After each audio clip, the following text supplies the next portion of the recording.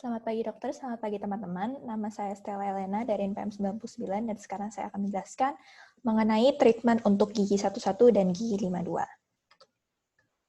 Mari kita lihat dari hasil review pemeriksaannya pada kasus di gigi satu-satunya, yaitu gigi satu-satunya mengalami fraktur mahkota kelas 3 Ellis di mana pulpanya terekspos, kemudian tes vitalitasnya itu negatif yang menandakan bahwa giginya itu sudah non-vital, kemudian tes perkusinya itu positif di mana bisa kita simpulkan dia terdapat kelainan pada jaringan periapikalnya, kemudian terdapat radiolucent diffuse pada ujung apexnya yang menandakan adanya lesi periapikal, kemudian ada apikal ligamen periodontalnya juga hilang, apexnya terbuka, dan giginya nekrosis pulpa. Untuk treatment dari gigi satu-satu ini sendiri merupakan apeksifikasi dan juga root canal treatment, di mana apeksifikasi ini merupakan perawatan untuk gigi permanen yang immature atau pembentukan akarnya itu belum sempurna pada keadaan yang pulpanya itu sudah mati, atau pada kasus ini pulpanya itu sudah nekrosis. Tujuannya itu adalah untuk menginduksi adanya penutupan apeks dari si gigi ini, dan biasanya itu dilakukan dengan kalsium hidroksida ataupun MTA. Jadi, pada kunjungan pertamanya, akan dilakukan infiltrasi anestesi pada giginya, kemudian giginya juga diisolasi menggunakan rubber dam.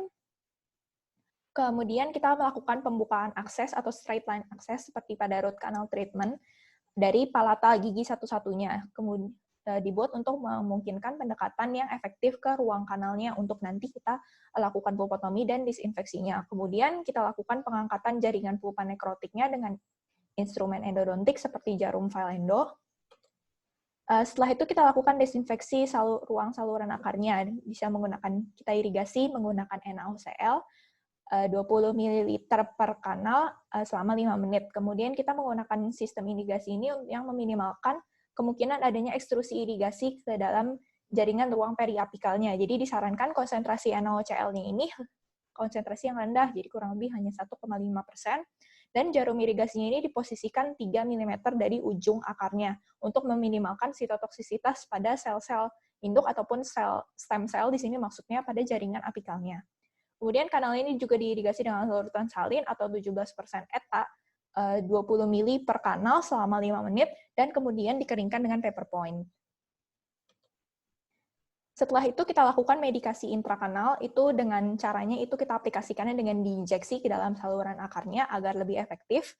Ini bisa ada 2 bahan yang paling sering dipakai, yaitu yang pertama itu ada triple antibiotic paste, itu dengan konsentrasi rendah 0,1 mg per mililiter. Di sini dia merupakan kombinasi antibiotik, ada ciprofloxacin, metronidazole, dan juga minocycline. Nah, si TAP ini juga dia efektif untuk memberantas bakteri pada in vitro dan juga in vivo. Namun, ini dia memiliki kelemahan, yaitu si minocycline ini dia dapat memberikan efek warna abu-abu pada gigi nantinya, sehingga biasanya kalau untuk gigi anterior itu jarang digunakan. Nah, jadi di kasus ini kita menggunakan kalsium hidroksida, yang dimana dia merupakan antimikroba kuat dan juga dapat melarutkan sisa jaringan dari pulpa nekrotiknya. Kemudian setelah itu, rongganya kita tutup akses yang tadi sudah kita buat. Biasanya itu dengan restorasi sementara sekitar 3-4 mm ketebalannya, bisa dengan contohnya itu dengan Kavit 3M atau dengan GIC. Next, kemudian pada kunjungan kedua, itu sekitar 2-4 minggu setelah kunjungan pertamanya, pertama kita lakukan asesmen kunjungan pertama, apakah si medikamen yang di kunjungan pertama ini sudah berhasil bekerja, di mana kita lihat dari gejalanya apakah ada keluhan rasa sakit ataupun tidak. Nah, bila tidak ada keluhan rasa sakit, maka dapat kita lanjutkan ke prosedur berikutnya. Yaitu untuk prosedur berikutnya, ini pertama kita lakukan anestesi dengan mefivakain 3% tanpa vasokonstriktor untuk memungkinkan pendarahan ke dalam ruang kanal ketika diinduksi secara mekanis dan diisolasi dengan rubber. Kemudian giginya isolasi dengan rubber dam.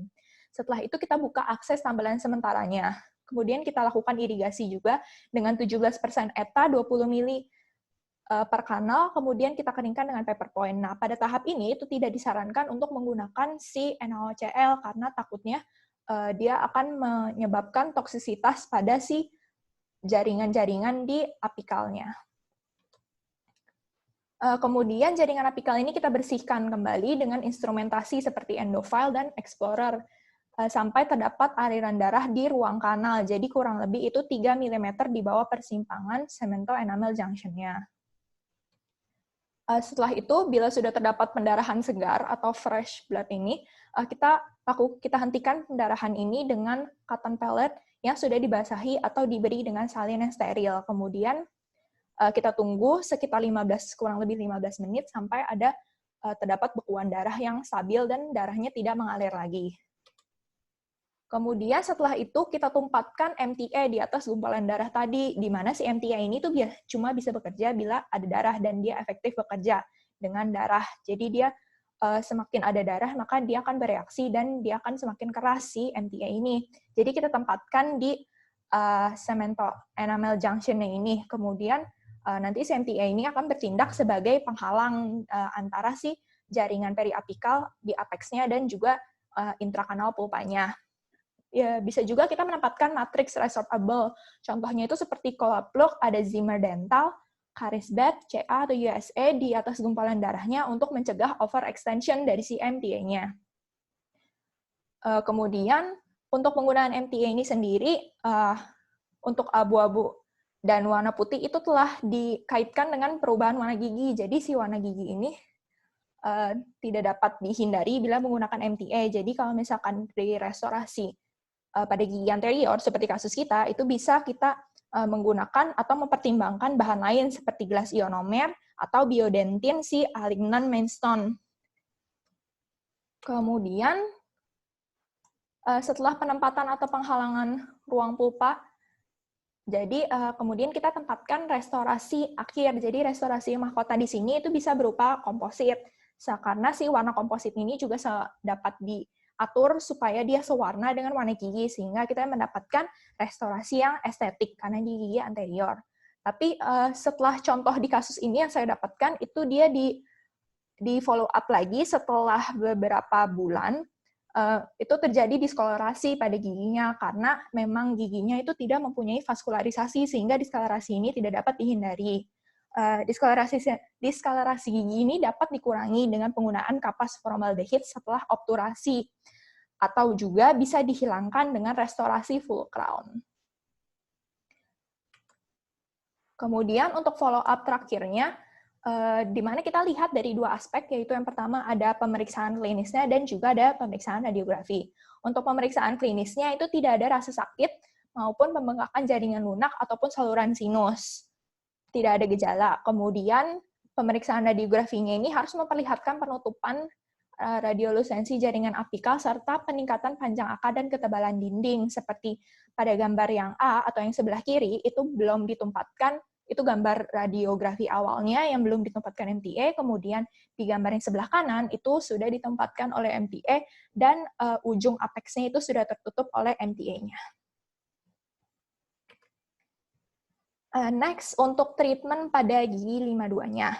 Untuk hasil pemeriksaan gigi 52-nya, gigi 52 ini menunjukkan adanya fraktur mahkota kelas 2 Ellis, di mana pulpanya tidak terekspos. Seperti pada gambar, itu kira-kira seperti itu frakturnya. Namun pada gigi 52, kemudian giginya itu vital, pulpitis reversible, tidak terdapat pelebaran membran periodontal, dan resorpsi akarnya itu 1/3 apikal. Ini ada beberapa hal yang harus kita perhatikan pada kasus fraktur gigi sulung. Nah, yang pertama itu banyaknya struktur gigi yang rusak atau hilang. Kemudian 2, itu umur dari pasiennya. Jadi kita dapat memperkirakan kapan si gigi permanen pengganti gigi sulung ini resorpsi bila sudah dekat atau sudah mau erupsi, bukan resorpsi, sudah mau erupsi, maka tidak perlu dilakukan perawatan, jadi bisa langsung dicabut saja. Kemudian kita juga lihat dari resorpsi akar gigi tersebut. Untuk perawatan dari gigi 52 ini kita lakukan indirect pulp capping, yaitu indirect pulp capping ini kita lakukan apabila dentin yang tersisa di atas ruang pulpa itu sudah tipis, kurang dari 0,5 mm atau dicurigai sudah tipis dan dalam keadaan kondisi pulpitis reversible. Biasanya itu dilakukan dengan kalsium hidroksida. Kemudian untuk poin-poin penting yang mendukung keberhasilan si indirect pulp capping ini, yaitu kita harus dapat mendiagnosis keadaan pulpanya dengan tepat. dan restorasi akhirnya itu harus baik untuk mencegah adanya micro leakage.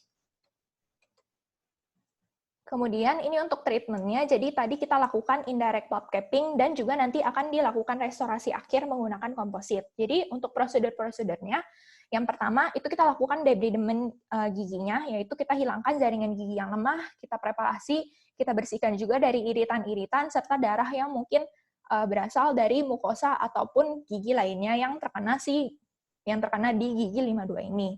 Kemudian kita keringkan dari saliva, juga kita isolasi rubber dam bila perlu. Kemudian kalsium hidroksida ini kita tempatkan pada selapis tipis pada daerah dentin yang tipis yang menghadap ruang pulpa seperti pada gambar berikut. Setelahnya di atasnya itu kita dapat mengaplikasikan liners itu agar giginya tidak sensitif, dan jadi dia liners ini fungsinya untuk memberikan penghalang ataupun jarak dari restorasi enamel yang nanti restorasi enamel ini akan terkena rangsangan dari luar, sehingga rangsangan dari luar ini tidak akan langsung dihantarkan ke si jaringan pulpanya. Jadi itu fungsinya liner itu untuk menahan si rangsangan dari luar itu. Kemudian pada gigi sulung yang pulpanya ini masih lebar, itu dianjurkan menggunakan GIC, karena GIC ini toksisitasnya rendah dan bersifat non-iritan, sehingga dia aman untuk gigi sulung. Kemudian setelah kita lakukan liners, itu glass ionomer lining pada baris lapisan yang kedua, kita lakukan restorasi akhirnya itu dengan composite filling. Jadi kita mengembalikan anatomi si mahkotanya lagi agar dapat berfungsi lebih baik. Kemudian kita juga lakukan follow up klinis, tidak boleh terdapat rasa sakit ataupun pembengkakan di sekitar giginya, dan dia tidak diperlukan follow up radiografis apabila tidak terdapat gejala klinis. Sekian dari presentasi saya, dan mohon maaf apabila ada kekurangan dan kesalahannya. Terima kasih.